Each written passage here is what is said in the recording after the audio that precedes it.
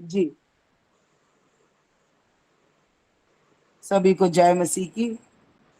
जय मसीह। धन्यवाद धन्यवाद धन्यवाद धन्यवाद धन्यवाद प्यारे पवित्र आत्मा, हम आपको हृदय से धन्यवाद देते यीशु मसीह में। प्यारे प्रभु, इस संध्या कालीन में प्रभु, जब हमारा ये छोटा सा ग्रुप आपके चरणों में बैठ रहा है प्रभु, आपकी आराधना, आपकी स्तुति, आपकी महिमा यीशु मसीह जैसा आप चाहते हैं पिता, क्योंकि आपने वचन में कहा है जो आत्मा और सच्चाई से मेरी आराधना करते हैं आप उन्हें ढूंढते हैं प्यारे प्रभु, उन्हें ढूंढ के उनमें आते हैं प्रभु, क्योंकि आपका वचन कहता है देखो मेरी आंखें पृथ्वी भर में फिरती रहती हैं कि जिसका मन निष्कपट हो उसकी सहायता में मैं अपनी सामर्थ्य दिखाऊं। प्यारे परमेश्वर, हम आपकी सामर्थ्य को चाहते हैं यीशु पापा, होने दे हमारे एक ग्रुप में प्यारे प्रभु, सबको अपनी सामर्थ्य से भर दीजिए, क्योंकि जब हम पर सामर्थ्य उतरेगा तब हम आपके जीवित गवाह बन पाएंगे। प्यारे प्रभु, आपके अनुग्रह और दया में पास्टर साहब को आपके हाथों में सौंपते हैं प्रभु। थैंक यू इतने डीप रेवलेशन के लिए प्रभु, जो हम सीख रहे हैं यीशु पापा, जो हमारे कानों ने अभी तक नहीं सुना था, क्योंकि वही पवित्र आत्मा अपने लोगों को बनाता सिखाता है प्रभु। और धन्य है प्रभु जी कि हमको सुनने का आपने मौका दिया हमारे पास्टर के द्वारा प्रभु, और अपनी बुद्धि ज्ञान और आपके पवित्र आत्मा के गहरे अभिषेक में प्रभु आप उन्हें बढ़ाते जाएं प्रभु जी, आप उन्हें बढ़ाते जाएं। और होने दे प्यारे परमेश्वर, हर एक बातों में जैसा आपकी मर्जी है आपका सब कुछ हमें इम्पार्ट हो जाए, और हमारी वो बातें जो आपके प्यार से हमें अलग करती हैं यीशु मसीह के नाम में प्यारे परमेश्वर, वो सारी बातें हमारे ग्रुप से, हमारे हर एक विश्वासी के जीवन से चली जाए, और सिर्फ आपका नाम ऊंचा और ऊंचा होते जाए। आप बढ़ते जाए प्रभु, हम लोग घटते जाएं, हमारा कुछ भी ना रहे और आपका सब कुछ हम में इन पार्ट हो जाए। जो हम सीखें प्यारे प्रभु, हमारी आंखों को खोल देना, वो आत्मिक आंखें बनाता प्रभु जो आप हमें दिखाना चाहते हैं, वो आत्मिक कान बना देना प्रभु कि जो हम सुनकर अपने जीवित परमेश्वर की वैसे ही आराधना आत्मा और सच्चाई से कर सकें। यीशु पापा ग्रुप के एक एक लोगों को, उनके परिवार को आपके हाथों में सौंपते हैं, और सिर्फ आपकी मर्जी पूरी होने पाए, आपका राज आने पाए हमारे इस छोटे से झुंड में। और होने दे प्रभु जी आपका नाम पवित्र और पवित्र होते जाए, जैसे आपने कहा मैं पवित्र हूं तुम भी पवित्र बनो, और मैं तुम्हारा पवित्र करने वाला परमेश्वर हूं। इसलिए प्रभु हमें पवित्रता से स्वाभिमान करें, सारा आदर गौरव महिमा आपको देते हुए प्रभु यीशु मसीह के नाम से मांगते हैं। आमीन आमीन आमीन आमीन। आमीन आमीन। एक गीत हम लोग हिम बुक से जो चर्च में गाते हैं उनमें से हम गाएंगे। अगर आपके पास हिम बुक है तो निकाल के रख लीजिएगा, क्योंकि अभी हम इसमें से कंटिन्यू गीत को गाएंगे।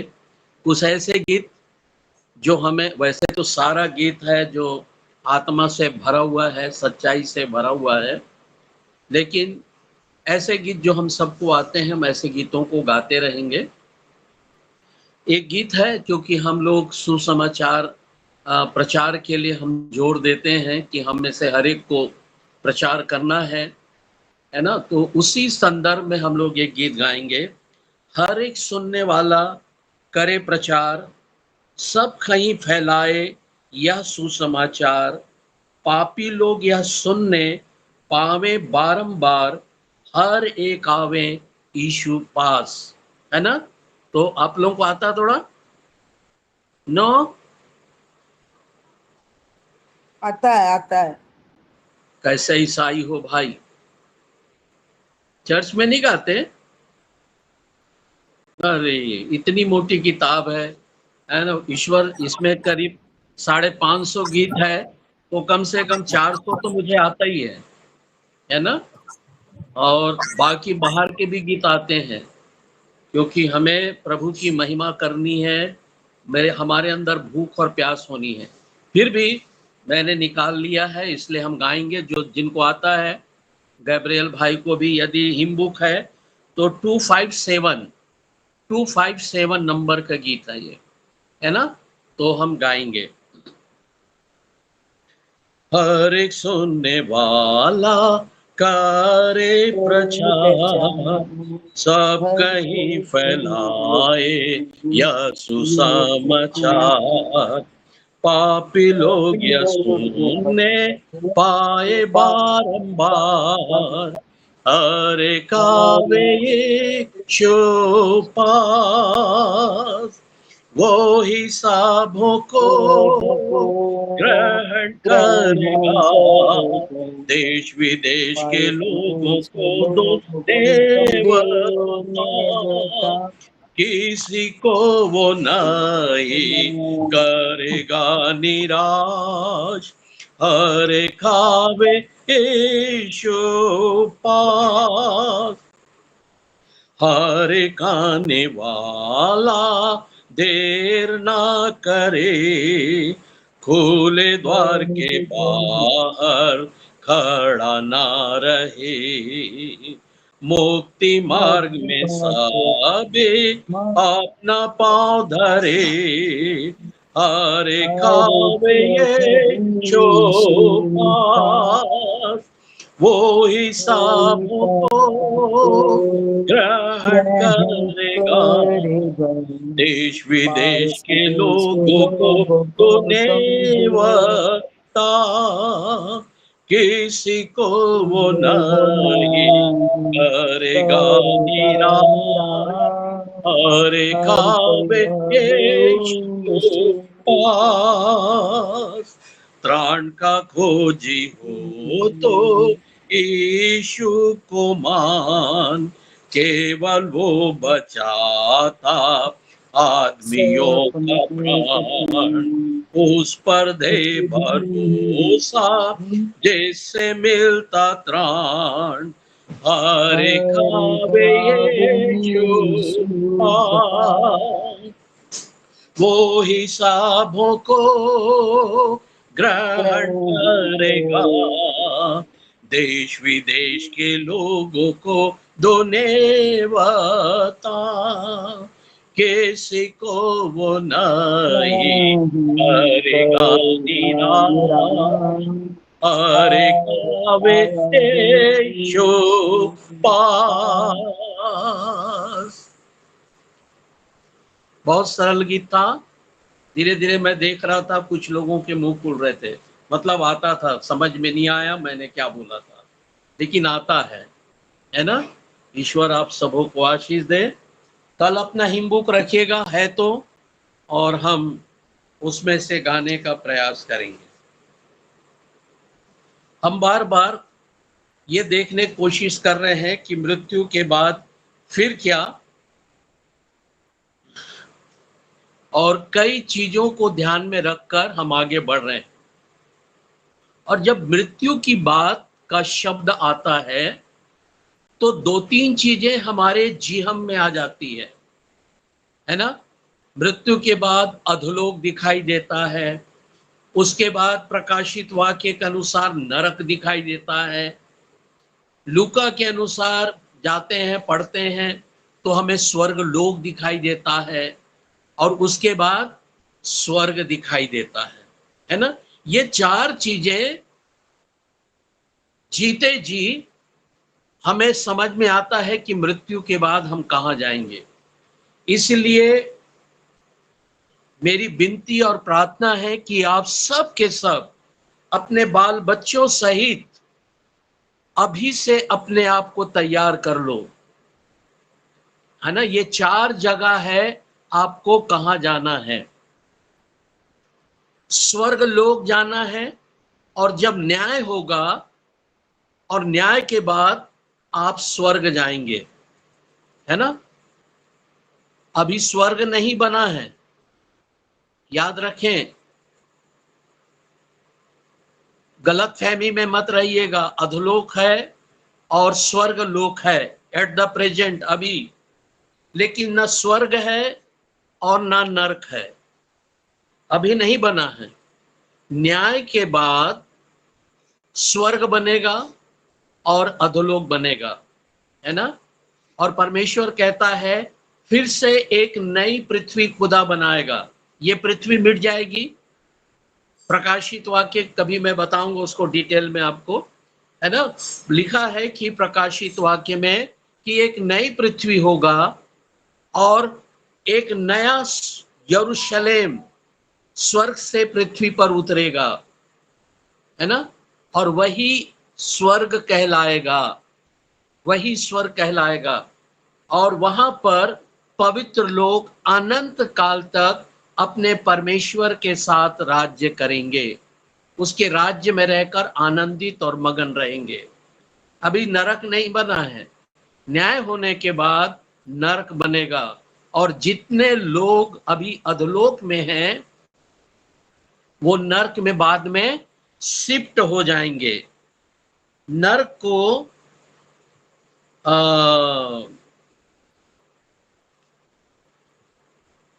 यूनानी भाषा में,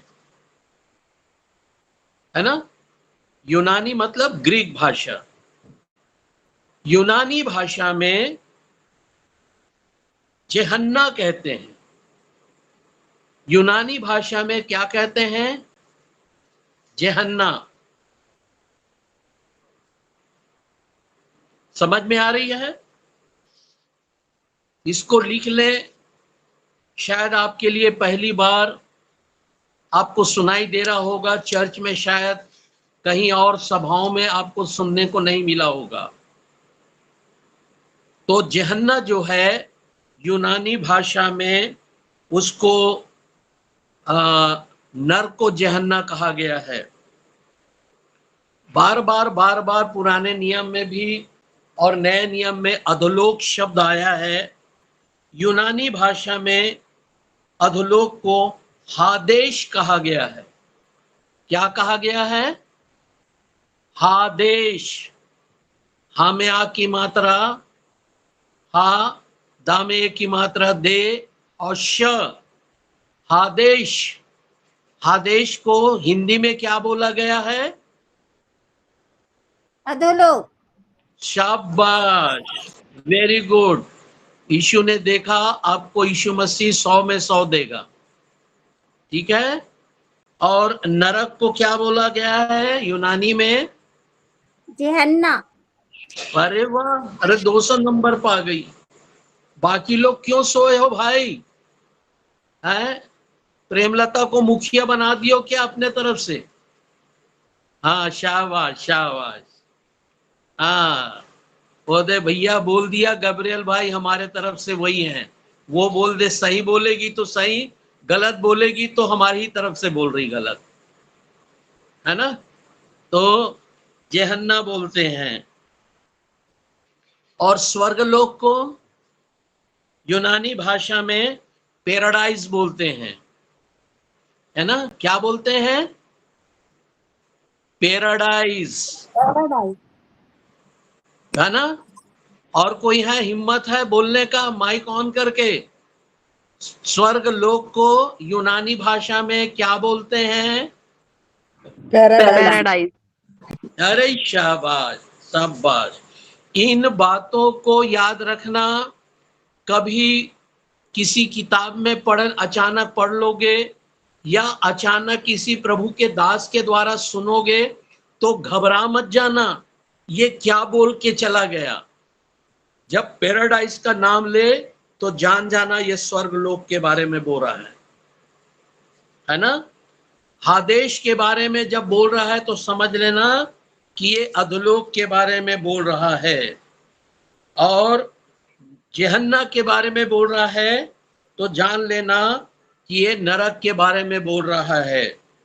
और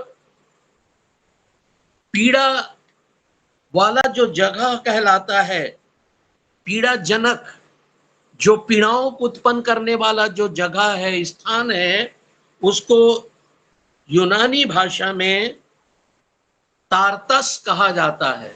क्या कहा जाता है? तारतस। समझ में आ गई? नोट करिएगा, कभी मैं अचानक पूछ दूंगा, सही जवाब देना, जैसे अभी प्रेमलता दे रही है। तारतस का अर्थ होता है पीड़ाजनक स्थान, जहां पर पीड़ाएं प्रतिदिन नई होते जाती हैं, ऐसा स्थान शायद वो जीते जी भी हो जाएगा, मरने के बाद भी आपकी आत्मा को मिलेगा। ठीक है, तो इस बात को बहुत ध्यान से सुनिएगा, समझिएगा, ताकि परमेश्वर का वह सिद्ध और पवित्र इच्छा आपके जीवन में पूरा होता रहे। बाइबल में मत्ती रचित सुसमाचार 10 और उसका 28 पर, मत्ती 10 उसका 28,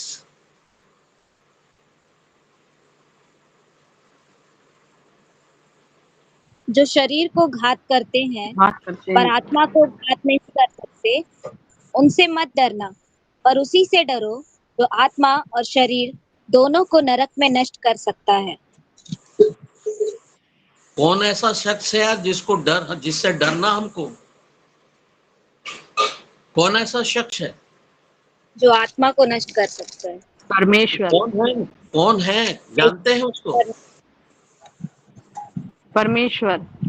हाँ, परमेश्वर, प्रभु यीशु मसीह है ना। जब वो आत्मा को भी और शरीर को भी क्या कर सकता है, क्योंकि उसी ने बनाया है ना, उसी ने बनाया, वो नाश भी कर सकता है। और जब तक नाश नहीं करेगा तब तक ये आत्मा अमर रहेगा। समझ में आ गई? केवल यीशु को अर्थात परमेश्वर को ये अधिकार है। उससे डरो आप लोग, उससे भयभीत हो आप लोग, उसका भय मानो आप लोग। कहीं ऐसा ना हो कि वो आपके शरीर को भी नाश करे और आपकी आत्मा को भी नाश कर दे। इसलिए रोज भजन गाओ। और कब गाना चाहिए भजन? आधी रात को। यस, आधी रात को भजन गाना चाहिए। ठीक है, ताकि परमेश्वर प्रसन्न हो और आपकी देह को भी और आपकी आत्मा को वो नाश ना करे।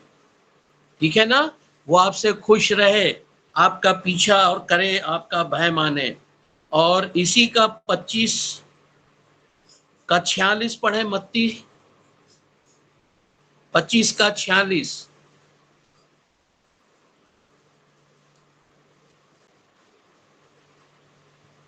और ये अनंत दंड भोगेंगे, परंतु धर्मी अनंत जीवन में प्रवेश करेंगे। हाँ, जो परमेश्वर का भय नहीं मानता, मैं अन्य जातियों की बात यहाँ बाइबल नहीं कह रही है, ये मेरी और आपकी बात कर रही है। अभी सारे संसार के मसीहों का, भारत देश के मसीहों की बात नहीं कर रही है ना। यहाँ पर उन मसीहों की बात कर रही है जो एट द प्रेजेंट इस समय परमेश्वर के वचन को सुन रहे, चाहे वो मैं ही क्यों ना हो। ठीक है, यदि हम परमेश्वर का भय नहीं मानेंगे, यदि मैं और आप परमेश्वर का आदर नहीं करेंगे, तो मरने के बाद परमेश्वर क्या कहता है? तुम्हारी आत्मा को फिर से अनंत दंड भोगेंगे। पढ़ लो बेटा।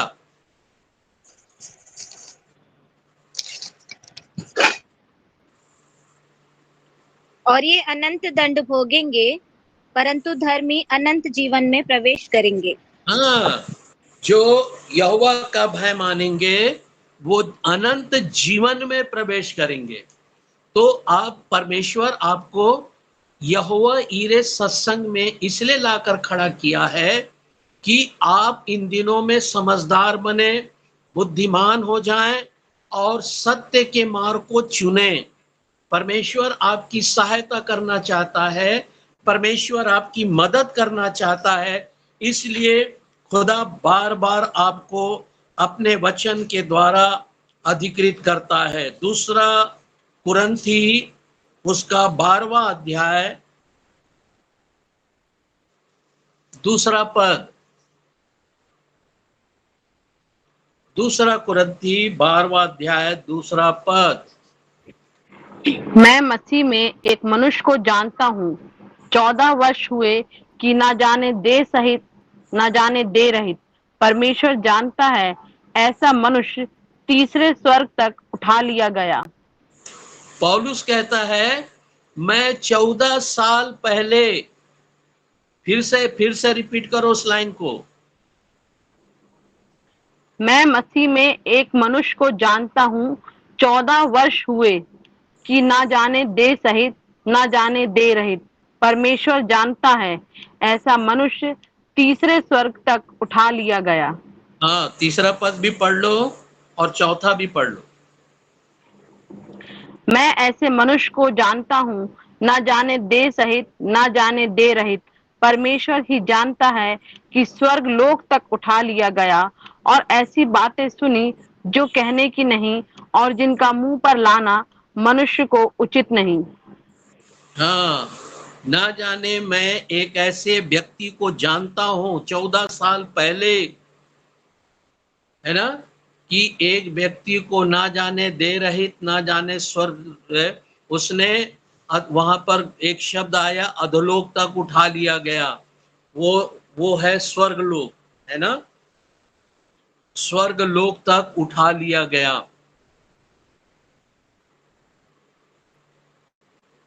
उनमें से आप भी हो सकते हैं, एक आप हो सकते हैं, या आप सब हो सकते हैं। यदि आपके मन की तैयारी, यदि आपकी शरीर की तैयारी अभी से हो जाए तो आप मृत्यु के स्वाद को नहीं चखेंगे, है ना, क्योंकि प्रकाशित वाक्य में यीशु मसीह भी बोलता है मैं एक ऐसे जन को के लिए जो मुझसे प्रीति करता है ना, वो मेरे आते तक भी जीवित रहेगा। सोचो, यीशु के आगमन तक एक व्यक्ति जीवित रह सकता है, ठीक है, मेरे आगमन तक वो जीवित रह सकता है। तो याद रखें, आप प्रतिदिन ऐसा अपने आप को तैयार करें, प्रार्थना के साथ, स्तुति के साथ, महिमा के साथ, अपने भाइयों के पापों को क्षमा करते हुए, अपने अपने अपराधों को मानते हुए, एक दूसरे से प्रेम करते हुए, जैसे जूली ने किया, जैसा मेघा करती है, क्रिस्टीना करती है, गब्रियल भाई करते हैं। यदि आप भी ऐसा करते हैं तो याद रखना, मैं मार्था का नहीं सुना हूं इसलिए उसका नाम नहीं ले रहा हूं, है ना, या अदर्स का नाम मैं नहीं ले रहा हूं क्योंकि नहीं जानता। मैं इनको जानता हूं कि ये लोग कैसे लोगों की सुधि लेते हैं, ना जाने परमेश्वर इनको देह सहित भी उठा सकता है। ये तो परमेश्वर का काम है। ये शायद मृत्यु के स्वाद को ना चखेंगे। हमने बाइबल में पढ़ा भी है ना, हमने जाना है हनोक के बारे में, एलिया के बारे में, और ना जाने ऐसे प्रभु के कितने दास होंगे जो उठा लिए गए, जिसका वर्णन बाइबल में नहीं है। उनमें से आप भी हो सकते हैं, इसलिए आप तैयारी कर ले। आप कैसा जाना चाहते हैं?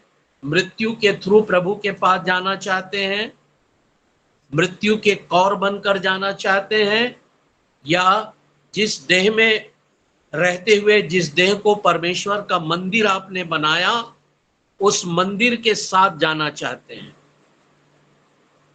है ना। जब तक आप इस देह को परमेश्वर का मंदिर नहीं बनाएंगे, ये स्वर्ग नहीं जा सकता। मंदिर को फिर मंदिर के समान पवित्र रखना होगा, तब आपका देह मृत्यु का कौर नहीं हो पाएगा, ऐसा बाइबल कहती है। और भी प्रभु का अनुग्रह हमारे जीवन में बहुतायत के साथ, महिमा के साथ हो। परमेश्वर अपने वचन में लिखता है, नीति वचन 14 का 32, नीति वचन 14 का 32। दुष्ट मनुष्य बुराई करता हुआ नष्ट हो जाता है, परंतु धर्मी को मृत्यु के समय भी शरण मिलती है ना। धर्मियों को, दुष्टों की बात नहीं कर रहा प्रभु, है ना, हम दुष्टों के भी बात नहीं कर रहे हैं, हम धर्मियों की बात कर रहे हैं, हम विश्वासियों की बात कर रहे हैं। यहाँ पर मैं आप लोगों की बात कर रहा हूं। धर्मी मरने पर भी क्या पाता है? शरण मिलती है। हाँ? शरण हाँ, पाती है। उनको शरण मिलती है। कहाँ पे शरण मिलती है मृत्यु के बाद शरीर को? पिता के पास। हाँ, परमेश्वर ने क्या कहा? मैं तुम्हारा शरण स्थान और बल हूँ, है ना? हाँ, परमेश्वर ने कहा है मैं तुम्हारा शरण स्थान हूँ। तो मृत्यु के समय हमें शरण मिलती है, क्योंकि हमारा परमेश्वर हमारा शरण स्थान है। परमेश्वर हमारा रहने का स्थान है। मृत्यु के समय आप हमें कब्र में रखते हैं, ये आपके दृष्टि में सोच है, लेकिन हम कहाँ पाए जाते हैं? परमेश्वर में, है ना? तो याद रखना, अपने आप को अभी से तैयार कर रखें, ताकि आप जीते जी मसीह में हैं और मरने के बाद भी परमेश्वर में होंगे, क्योंकि परमेश्वर आपका शरण स्थान और बल है ना? कितने अनुग्रह की बात है। आप लोगों के लिए परमेश्वर कितना चिंता करता है, कितना सोचता है, और ये सब उसके प्रेम के कारण है। केवल इतना ही में खुश मत हो जाना कि परमेश्वर ने जगत से कैसा प्रेम किया। अरे जगत से ऐसा प्रेम किया कि वो आपके मरने के समय भी शरण देता है। जीते जी तो आपसे प्यार करता ही है, जीते जी आपकी जरूरतों को पूरी करता है, जीते जी वो आपके पापों को क्षमा तो करता है, जीते जी वो आपके रोगों से आपको चंगाई देता है, जीते जी वो आपको आशीषों से भरता है, जीते जी आपको नाती पोतों की आशीष देता है, आपके नाम को प्रतिष्ठित और सम्मानित बनाता है। लेकिन मरने पर भी वो आपको क्या देता है? शरण देता है। एक और खुदा के कलाम से देखेंगे, सबोपदेशक 11:3।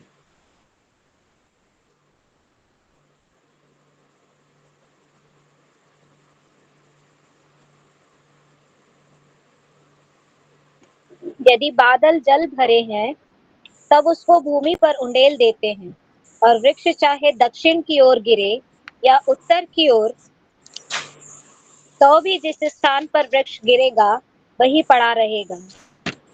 फिर से पहला आवाज नहीं आई आपकी, कोई और देखो।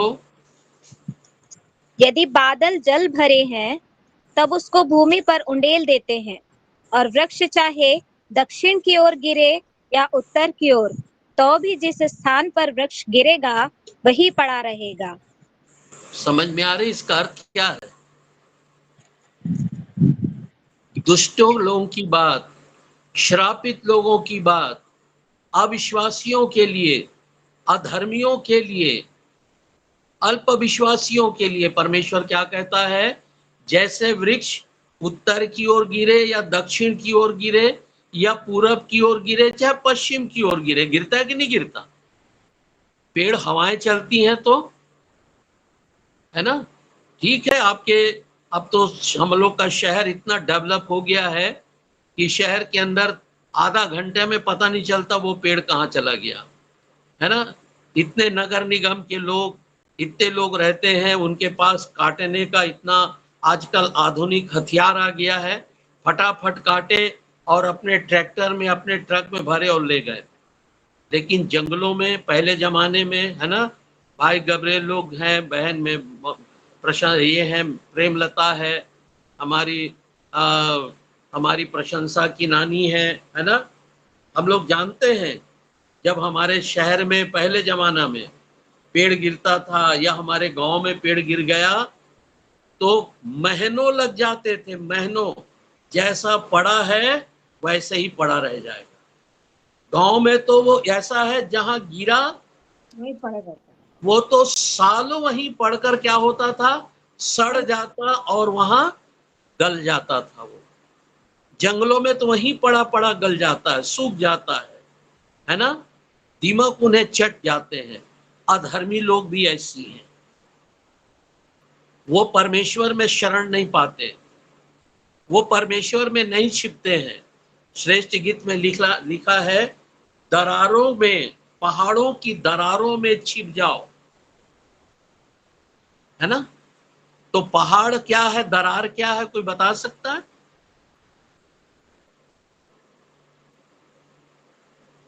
चट्टान, पहाड़, हमारी दृढ़ चट्टान यीशु मसीह है। हाँ यीशु मसीह है दृढ़ चट्टान। हाँ, हमारा चट्टान प्रभु यीशु मसीह है। दूसरा कुरिन्थी 5वें अध्याय में, है ना, 10वें अध्याय उसके 5वें पद में। और वो चट्टान जीवित था, साथ साथ चलता था, और वो चट्टान मसीह था। परमेश्वर कहता है, मैं तेरा उद्धार का चट्टान हूं, है ना, मैं तेरा उद्धार का चट्टान हूं।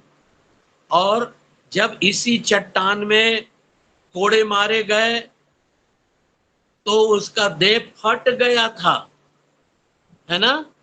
कोड़े मारे 39 कोड़े, उनमें खीले लगे थे, वो मांस का लोथड़ा बाहर आता था, मानो ऐसा लगता था कोई हल चला दिया हो, दरारें पड़ जाती थी। तो वो चट्टान में दरार है, वहां छिप जाओ लिखा है। तो अर्थात मसीह यीशु में छिप जाओ, लेकिन दुष्ट लोगों के लिए नहीं है, अविश्वासी लोगों के लिए नहीं है। तो बाइबल के अनुसार हम अपना जीवन प्रभु के अनुग्रह में लाएं और प्रभु की इच्छा में आगे बढ़ाएं। प्रकाशित वाक्य 22:11,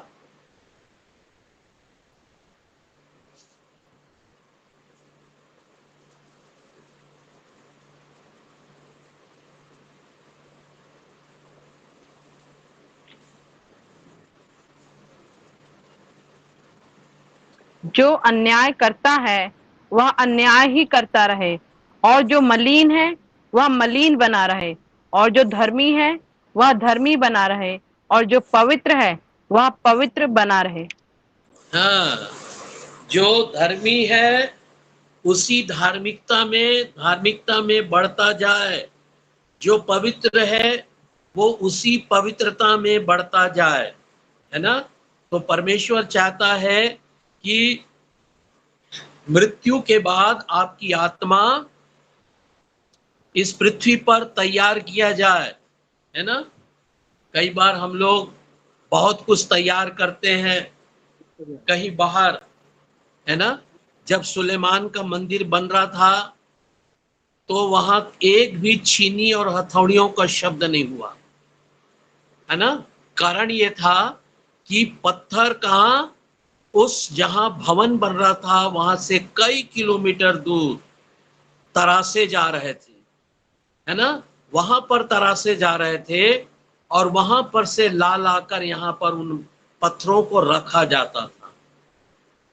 तो बाइबल ये बताती है कि आप इस पृथ्वी पर वचन को पढ़ पढ़कर, प्रार्थनाओं के द्वारा, संगतियों के द्वारा, है ना, अपने आप को क्या बनाए, धर्मी बनाते जाएं, पवित्र बनाते जाएं, ताकि जब आपकी आत्मा इस शरीर को छोड़कर परमेश्वर के पास जाए तो किस दशा में जाए, पवित्र दशा में।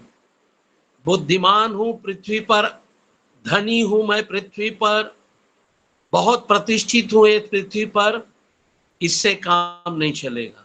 आप गरीब हो जाएं, आप रोगी हो जाएं, वो मंजूर है ना। बाइबल में इसी लिखा ना, हाँ, गरीब हो जाओ कोई फर्क नहीं पड़ता।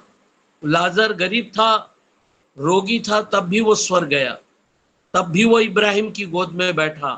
परमेश्वर आपको अपनी गोद में बैठाएगा। परमेश्वर आपके लिए वो स्थान तैयार कर रखा है। तो प्रकाशित, एक बार फिर पढ़िए, प्रकाशित वाक्य 22:11, जो धर्मी है वो धर्मी बना रहे, जो धर्मी है धर्मी बना रहे, और जो पवित्र है वह पवित्र बना रहे। समझ में आ गई? अभी आपकी क्या दशा है आप जानते हैं भली बातें, है ना। तो मुझे आपकी दशा पर शक नहीं है, मैं यकीन करता हूं, मैं प्रतीति करता हूं और मुझे निश्चयता है कि आप धर्मी लोग हैं, है ना। आप पवित्र लोग हैं, लेकिन धर्मी और पवित्र लोग में फर्क है ना। पवित्र लोग की समाज हो सकता है और पवित्र लोग स्वर्ग जा सकते हैं, उनके लिए स्वर्ग का द्वार खुला हुआ है। लेकिन धर्मियों के विषय में पृथ्वी पर एक और बात है, वे भी स्वर्ग जाएंगे, उनके लिए भी द्वार खुला है। लेकिन याकूब की किताब 5वां अध्याय और 16वें पद में क्या लिखा है? धर्मियों की प्रार्थना से सब कुछ संभव है। क्या क्या संभव है?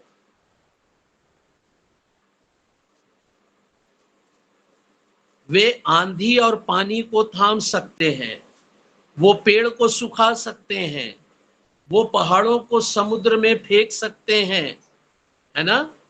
वो मुर्दों को जिंदा कर सकते हैं, वे रोगों को चंगा कर सकते हैं। और बाइबल में यहां तक लिखा है, यदि धर्मी पृथ्वी पर खोलेंगे तो स्वर्ग में खुल जाएगा, इस पृथ्वी पर बांधेंगे तो स्वर्ग में बंध जाएगा।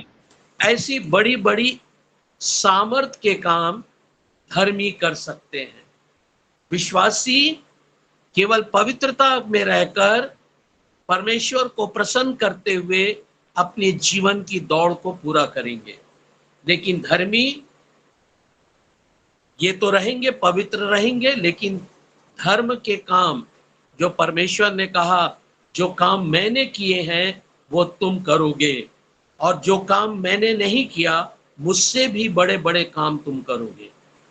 तो आपको पवित्रता के साथ साथ आपको धर्मी भी बनना जरूरी है। ठीक है, आज खुदा से कहना, प्रभु तूने मुझे पवित्र किया। पवित्र किया गया उसका क्या पहचान? हेलो, आप पवित्र किए गए हैं, उसकी क्या पहचान? यीशु मसीह का लहू बहाने से। ना, ये तो ठीक है। जो परमेश्वर करते हैं अद्भुत काम, वो हम भी कर सकते हैं। वो तो धर्मी लोग हैं। आप अपने आप को पवित्र कहते हैं, क्यों कहते हैं? किस कारण कहते हैं? थोड़ा और सरल कर रहा हूं प्रश्न को। यीशु मसीह पवित्र है। नो, पवित्र हम आत्मा उसकी हमारे संतान साथ है। नो। नीरजवान है इस कारण। हाँ भैया, नीरजवान है इस कारण। हाँ, नो नो नो। लो प्रशंसा, तू भी कुछ बोल दे। दया हाँ? आत्मा के 9 फल, क्या बोली बहन?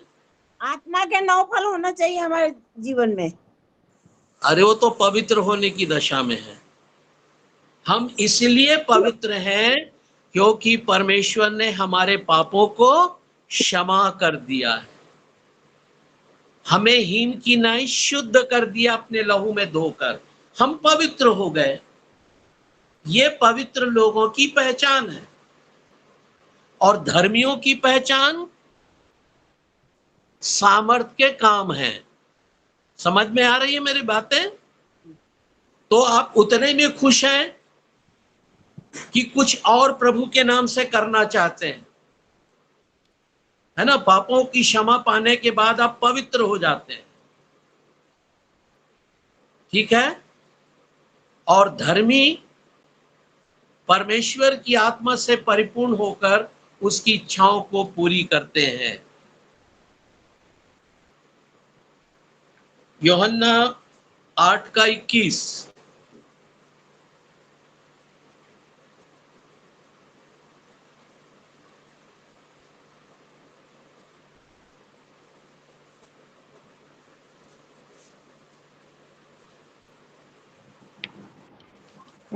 ये फिर अदर 8 में से एक कौन गायब हो गया भाई? एक मिनट। ये अदर 8 में से एक कौन गायब हो गया? अंकल, नेटवर्क कभी कभी फेल हो जाता है तो वो लेफ्ट होके फिर रिजॉइन हो जाते हैं। अच्छा, तब तो ठीक है ना। कोई जाता है तो मेरे को जरूर बता दीजिएगा, सेकंड डे नंबर हो तो मुझे दीजिएगा, मैं बातचीत करूंगा, है ना। हाँ पढ़िए, यूहन्ना 8:21। उसने फिर उनसे कहा, मैं जाता हूँ और तुम मुझे ढूंढोगे और अपने पाप में मरोगे। जहां मैं जाता हूँ वहां तुम नहीं आ सकते। है ना। लोग जब तक पाप में पड़े हुए हैं, है ना। हाँ मेरे पास इधर।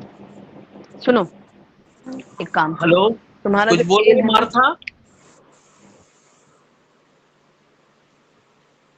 नहीं अंकल सॉरी। अच्छा अच्छा। तो बाइबल कहती है यदि हम लोग अपनी आत्मा की तैयारी नहीं किए हैं प्रभु के पास कुछ करने के लिए, तो याद रखें हम सब अपने पापों में क्या होंगे, मरेंगे, है ना। और प्रभु कहाँ जाता है हम नहीं जानते, नहीं जा सकते। और ना वह जहां जाता है वहां हम कभी पहुंच नहीं पाएंगे। इसलिए परमेश्वर आप लोगों को मौका दे रहा है, इसलिए परमेश्वर आपसे रोज बातचीत करता है, मुझसे भी बात करता है कि हम जीते जी हमको इतना मौका दिया, इतना मौका जितना हम सबको मिल रहा है किसी मसीहों को आज तक नहीं मिला। सप्ताह में एक दिन मिल जाता है, शायद 2 या 3 दिन मिल जाता है, महिला सभा, कॉटेज पर मीटिंग और संडे चर्च का। लेकिन यहाँ तो प्रतिदिन, है ना।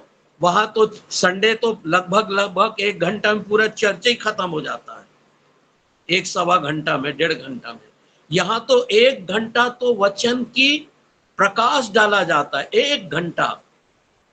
आप लोग कितने धन्य लोग हैं, खुदा आपको तैयार कर रहा है। ये परमेश्वर का प्रेम है आप लोगों के लिए, ये मेरी बड़कपन नहीं है। खुदा तो मुझे इस्तेमाल कर रहा बस। ये परमेश्वर का प्यार है कि आप नाश ना हो परंतु अनंत जीवन पाए, ये परमेश्वर की इच्छा है। ये परमेश्वर का प्रेम है जो प्रतिदिन आपसे बात करता है ना। जिससे प्रेम करता था, जो चेले थे, प्रभु उनको अकेले में ले जाकर उनको भेद की बातें बताता था, सबको उपमा में बात करता था, लोगों को बीज बोने वाले के बारे में बताता था, है ना।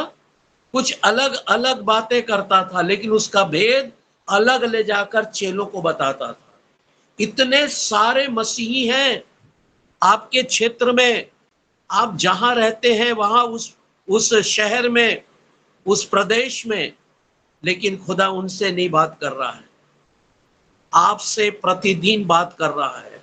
वैसे ही प्रतिदिन बात कर रहा है जैसा हव्वा से बात करता था, आदम से बात करता था, प्रतिदिन भोर के समय, प्रतिदिन ठंडे के समय में, और यहां प्रतिदिन रात के समय खुदा आपके पास आकर आपको समझा रहा है और ये बता रहा है कि तुम अपने अभी से मेरे लिए अपनी आत्मा को तैयार करो, क्योंकि जो आत्मा मैंने बनाया है, जो चीज मैंने तुम्हें दी है, जो रचना मैंने तुमसे, जो रचना किया है आपको बनाकर, वो नाश ना हो, वो ब्लेसेड हो, वो पवित्र हो, वो धर्मी हो और मेरे साथ अनंत राज तक वास करे। ये कितना अनुग्रह की बात है ना। ये कितना अनुग्रह की बात है। बहुत से पासवान प्रतिदिन वचन प्रचार करने को बोल दो तो भागते हैं, उनको केवल सप्ताह में एक मौका मिलना चाहिए, वो भी 10-15 मिनट बोलेंगे और उसके बाद खत्म। ये मेरा सौभाग्य है कि मुझको खुदा प्रतिदिन 1 घंटा के लिए इस्तेमाल करता है, प्रतिदिन, और विषय के अंतर्गत खुदा मुझे तैयार करता है। और मैं चाहूं तो प्रतिदिन आपको 2 से 3 घंटा भी, ना मुझे थकान होगा और न मेरी आवाज में कोई कमी आएगी, और मैं और भी आनंदित होऊंगा कि मैं आपको और लिए चलूं, क्योंकि जैसे जैसे आप गहराई में जाएंगे, वैसे वैसे मैं भी गहराई में जाऊंगा। जैसे जैसे आप शुद्ध होते जाएंगे, जैसे जैसे आप पवित्र होते जाएंगे, ईश्वर मुझे भी पवित्र करता जाएगा।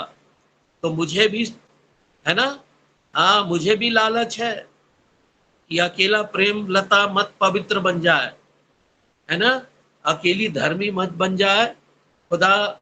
इसलिए मैं भी लगा रहता हूँ 1 घंटा, है ना बहन। सिर्फ यही लोग 1 घंटा बैठकर पवित्र मत बने, खुदा मुझसे भी बात करे। और आगे हम देखते हैं रोमियो 14:12, रोमियो किताब 14:12। प्रशंसा बाइबल खोलो, रोमियो किताब 14:12 खोलो। इसलिए मैं हमने बच्चों से से हर एक परमेश्वर को अपना अपना अपना लेखा देगा। फिर से इसलिए फिर से इसलिए हम में से हर एक परमेश्वर को अपना अपना लेखा देगा। है ना, हम में से हर एक लोग, मुझे आपका लेखा नहीं देना है ना, और ना आपको मेरा लेखा देना है। हम में से हर एक को, है ना, हम में से हर एक को, एक घर में 2 हैं, एक घर में 5 हैं, एक घर में 8-10 हैं, एक घर में 3 हैं, है ना, ऐसा जितने लोग अभी देख रहे हैं, वे सब अपना अपना लेखा देंगे, है ना, परमेश्वर के सामने अपने प्रतिदिन के कामों का लेखा। मैं तो बोलूंगा भैया, मैं तो रोज प्रचार करता था, प्रभु मैं दिन को भी और रात को भी मैं तेरे वचन की प्रशंसा करता था, और उस वचन की प्रशंसा करता था जिस वचन को आप अपने बड़े नाम से कहीं अधिक महत्व देते थे। अब आप क्या कहेंगे मुझे नहीं मालूम, उसके बाद भी खुदा मुझ पर दया करे चाहे ना करे, है ना। सो आप प्रतिदिन की लेखा के लिए तैयार हो जाइए, है ना। जैसे अभी मुस्कुरा रहे हैं, जैसे अभी हंस रहे हैं, जैसे अभी आनंदित हैं, वैसी परमेश्वर के सामने आप आनंदित और मगन रहेंगे। 2 कुरिन्थी 5:10।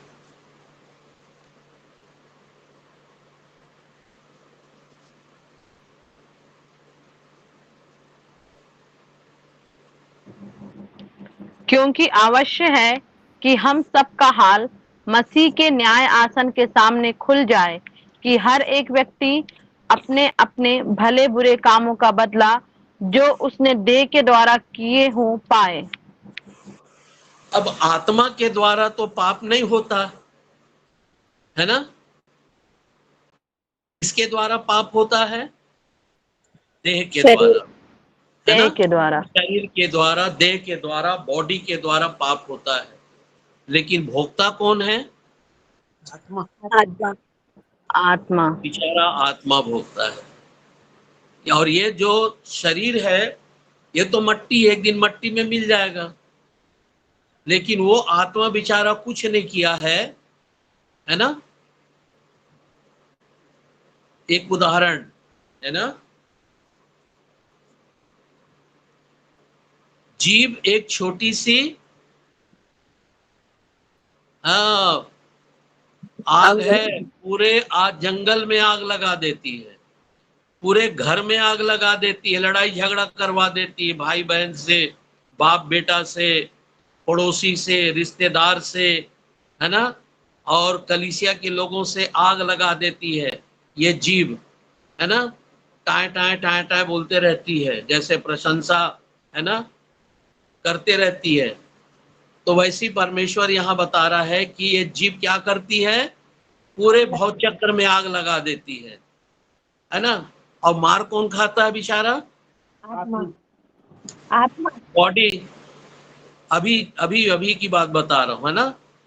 लोग दौड़ा अपना तो जाकर गाली गलौज दे के आ गया जीव, फटाफट बुराई करके, लड़ाई करके, लोग दौड़ा दौड़ा के किसको मारे? जीव को मारे कि बॉडी को मारे? देह को, शरीर को मार।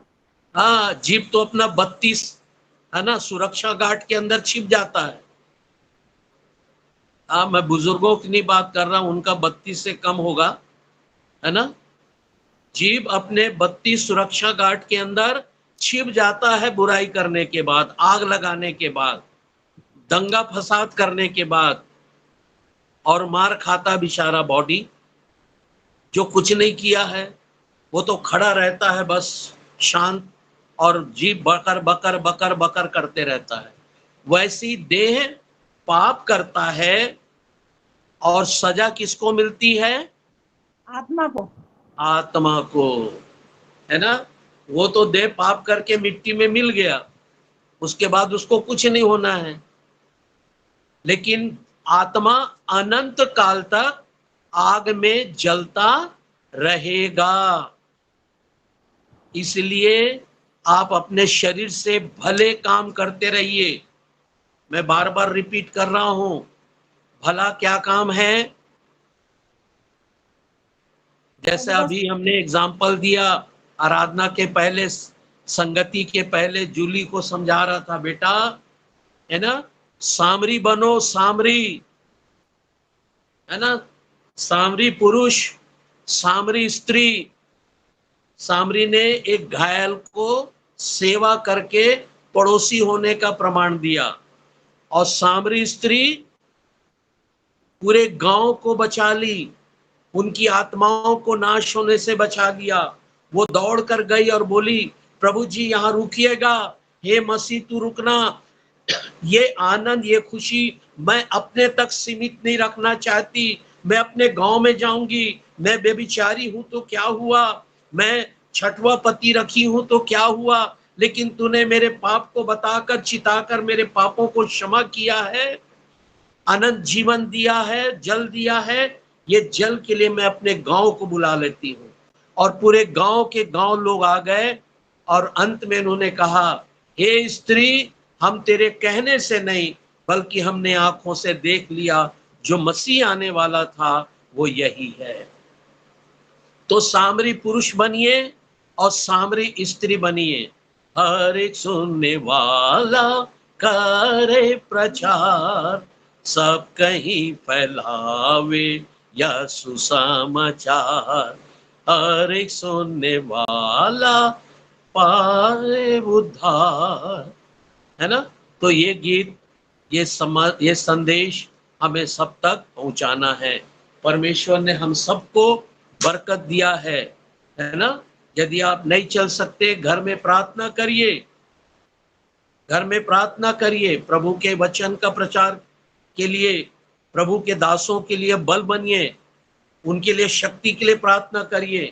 कहे यदि कोई प्रभु का दास है, खुदा उसे नया बल दे और नए दुनिया आत्मा से भर, कि वो गांव-गांव जाकर, शहरों में जाकर, बड़े बड़े लोगों के बीच में जाकर तेरा वचन को प्रचार करें।